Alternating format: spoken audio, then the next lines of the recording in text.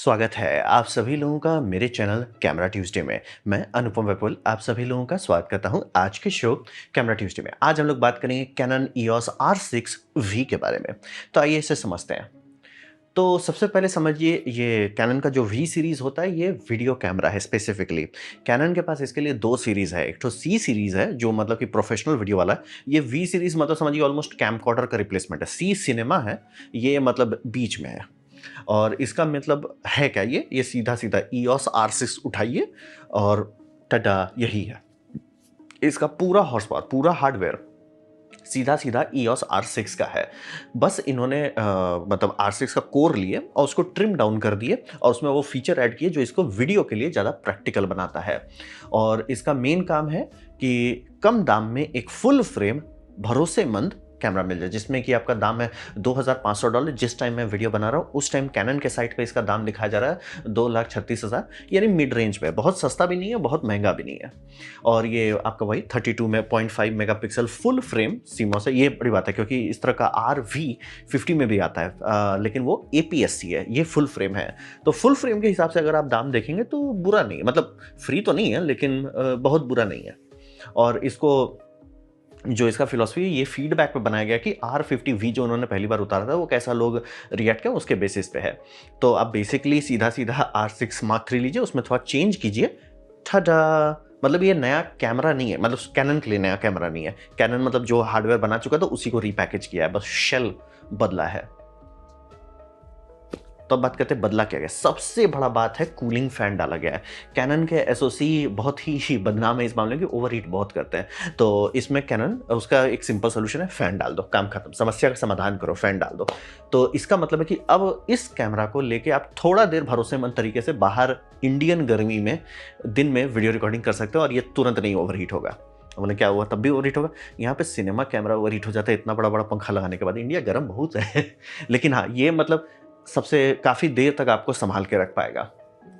और electronic view finder हटा दिए, यानी कि कैमरा के ऊपर जो ये हम्प देखते हैं ये लेके टुई फेंक दिया गया, इसको हम्प हटा दिया। अब रहा बात उससे फ़ायदा या नुकसान है, ये डिपेंड करता है। ये जो डिस्प्ले दी है मॉनिटर वो अभी भी वो सस्ता वाला डिस्प्ले है, तो आपको दिन में दिक्कत होगा। दिन में क्योंकि व्यू फाइंडर बहुत काम आता है। ये इलेक्ट्रॉनिक व्यू फाइंडर का सबसे बड़ा फ़ायदा है, दिन में देखिए सब चीज़ दिख जाता है।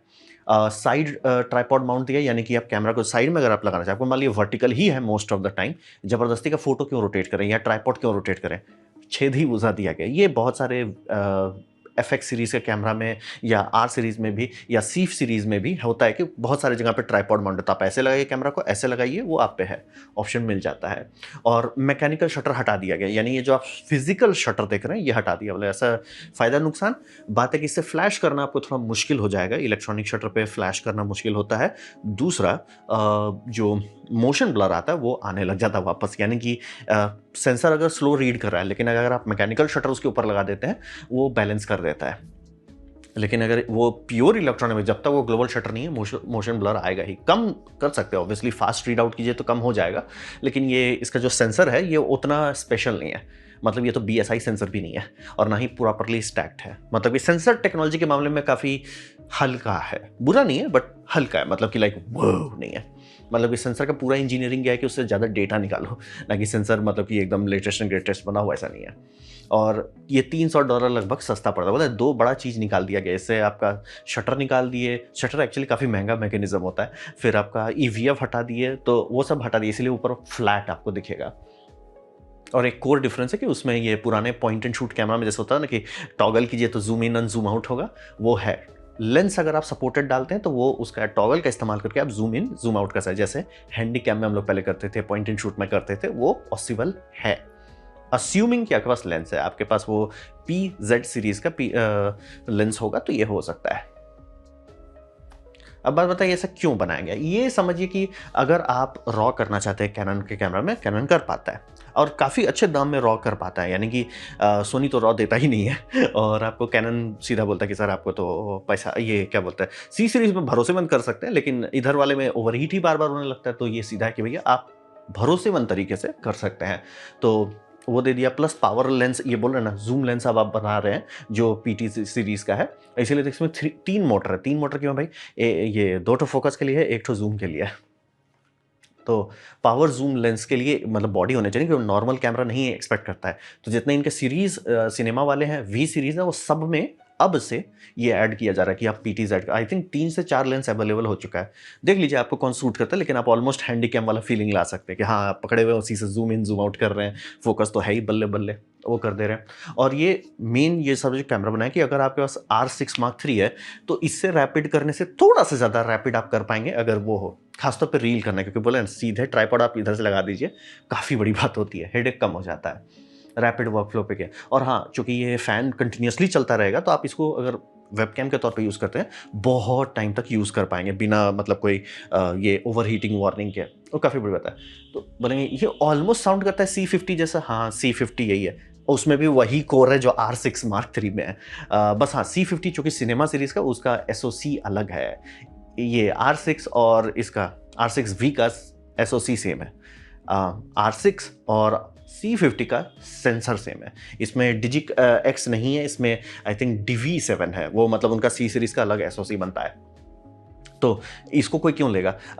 मतलब एक तो ये ज़्यादा भरपुष्ट माउंटिंग के लिए बनाया गया, और इसमें टाइम कोड है, यानी कि अगर आप भरोसेमंद तरीके से मतलब सिनेमा टाइप कुछ कर रहे हैं बिना टाइम कोड के नहीं होगा। वो धांधली टाइम कोड की बात नहीं हो रही कि आप ऑडियो चैनल में डालिए, प्रॉपर मेटा डेटा लेयर में डालना है तो उसके लिए अलग से पोर्ट होता है, तो ये इसमें टाइम कोड का पोर्ट है। ये मेरे को बहुत गुस्सा लगता है, ये मतलब कैनन का बड़ा अजीब है, हर चीज़ में थोड़ा थोड़ा चीज़ काट देते हैं। ये सिनेमा कैमरा है, आप सिनेमा कैमरा के हिसाब से दाम रखें, तो इसमें जेन लॉक क्यों नहीं है? तो वही है। तो C50 में एक दूसरा बड़ा हेडेक है लोगों के लिए कि उसमें ये नहीं है, IBIS नहीं है, जो सेंसर हिलाता है। बोला ऐसा क्यों? सिनेमा कैमरा में IBIS नहीं दिया जाता है। कारण ये होता है कि उसमें एक्सपेक्ट करते हैं कि आप अगर आपको स्टेबलाइजेशन चाहिए आप गिम्बल लगाइएगा, अगर आपको ये चाहिए कहीं पे माउंट करते हैं तो हार्ड माउंट करना चाहते हैं, सेंसर फ्लोटिंग अच्छा नहीं है, मतलब आप कंट्रोल नहीं कर पाएंगे ना, सेंसर अपने हिसाब से फ्लोट कर रहा है। तो उसीलिए सिनेमा कैमरा में जनरली आपको कभी भी IBIS नहीं मिलेगा, क्योंकि अभी तक कोई ऐसा इंजीनियर नहीं आया जो IBIS को ऐसा बना देगा सर वो फ्लोट कर रहा है हम लॉक करते हैं, अब वो हिलेगा नहीं। वो मैकेनिज्म अभी तक तो मैंने नहीं देखा है। तो वही है। और R6 Mark III मेजॉरिटी लोगों को खुश रहेगा। अगर आप कैनन में घुसना चाहते हैं, मेजॉरिटी लोग को R6 Mark III एक्चुअली सस्ते में मिल जाएगा मार्केट में। कारण ये है कि मार्केट में काफ़ी टाइम से है, ऊपर से ज़्यादा फुलफिल्ड है। हाँ, ओवर हीटिंग का तो रिस्क रहेगा, ये मैं एकदम क्लियर कर देता हूँ। R6 Mark III Mark II से तो बहुत बेटर हो गया। Mark II बहुत से कहता था। अगर आप लोग मेरा मेन चैनल देखे होंगे, उसमें एक बार पाकिस्तानी यूट्यूबर के साथ हम वीडियो बनाए थे, उसमें वो R6 Mark II लिया था। बोला ले तो लिए, लेकिन भाई बहुत ओवर हीट होता है। हम बोले हाँ, इंडिया में आप लोग एक बगले में है गर्म हो जाता है, ये उससे बेटर है लेकिन बहुत बेटर नहीं है। और आप मतलब आपका समझिए रोजी रोटी आ रहा है कि नहीं भैया वीडियो डेली शूट करना है या दिन में बाहर धूप में करना है, रिस्क नहीं ले सकते, तो उसके हिसाब से वही बात बन जाता है। तो ज़्यादा बड़ा कुछ नहीं, मतलब उन्होंने लिखा कि सर R6 Mark III है, अच्छा कैमरा है, मतलब लाइक जो दाम के परफॉर्मेंस के हिसाब से अच्छा है, तो उसको हम थोड़ा रीपैकेज करते हैं।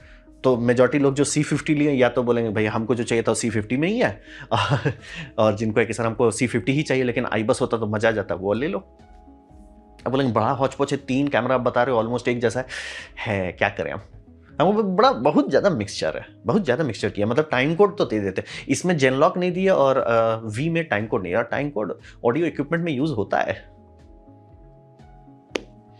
तो अब बात बनता है किसके लिए। तो यहाँ पे समझिए कि अगर आप कैनन के इकोसिस्टम में जाना चाहते हो तो एक अच्छा ऑप्शन है। इसमें आपको क्या फ़ायदा मिलेगा? कैनन के इकोसिस्टम में आने में सबसे बड़ा फ़ायदा मिल जाएगा आपको सोनी के अगेंस्ट, कि सोनी जो टाइप A कार्ड का नौटंकी करता है, यानी मेरा कैमरा नौटंकी करता है, वो नौटंकी से आप बच जाएंगे। आपको सस्ता बेहतर कार्ड मिलेगा, बल्ले बल्ले, मतलब कि सेम दाम में बड़ा कार्ड मिल जाएगा। बड़ा कार्ड बहुत ज़्यादा कैपेसिटी का मत चाहिए, 2 टेराबाइट का।